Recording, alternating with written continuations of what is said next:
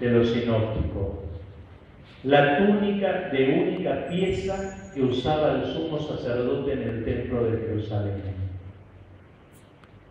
que no tenía costura, era tejida en una sola pieza, y por eso dice, como no la podían partir, no la podían rasgar, por eso se sortean, a ver quién puede quedarse. Y ahí también hay todo un debate después eclesiológico, es decir, ¿quién verdaderamente es la Iglesia de Cristo? ¿Es la Iglesia católica? Es decir, ¿quién se ha quedado con la totalidad de la túnica? Va, con la túnica. ¿A dónde está? Porque la túnica que no se puede partir es signo de la comunión y la unidad, que no significa hacer que todos pensemos lo mismo, porque esa túnica está tejida y entramada con muchos hilos y de mucha lana para formar una sola túnica. La comunión y la unidad de la Iglesia, hasta que no asuma el entramado de la realidad humana, no puede hablar de comunión plena. Es decir, siempre tendremos que seguir rezando al pie del crucificado por la unidad de todos los cristianos, de todos los que creemos en Cristo. Y tendremos que tener una mirada sincera, honesta y capaz de asumir los errores del pasado y pedir perdón. Errores que muchas veces se cometieron a conveniencia de determinadas facciones y dejando al margen a otros. Y que esos errores, llevados al extremo, terminan siendo una especie de dogmatismo. Esto es así. Como algo incuestionable. Es decir, la pasión de Cristo nos vuelve a cuestionar nuestra capacidad de diálogo, nuestra capacidad de acercamiento, nuestra capacidad de comunión, de perdón y de purificar la memoria, lo que decía Juan Pablo II en el jubileo del año 2000. Purificar la memoria significa corregirla de sus errores, pedir perdón por esos errores y devolver y restaurar al hermano en su lugar. Es decir, el que ha sido crucificado es el verdadero y sumo y eterno sacerdote. Por eso lo de la túnica.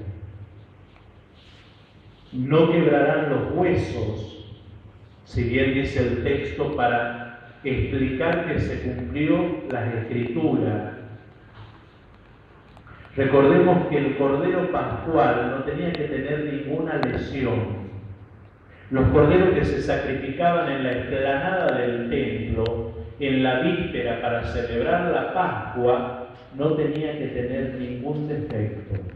No tenía que tener ni un hueso quebrado, no podía estar cansado, no podía estar fatigado, es decir, tenía que ser el mejor cordero.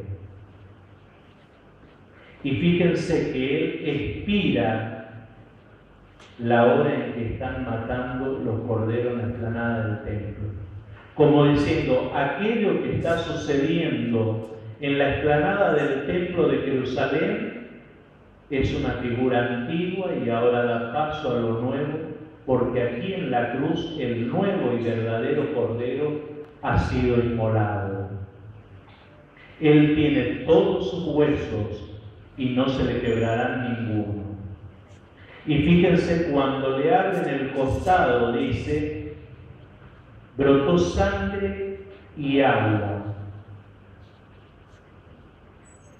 Nosotros somos un pueblo que nacimos a la sombra de la cruz, en Corrientes, pero yendo más todavía aún, nacimos del costado abierto del que está en la cruz.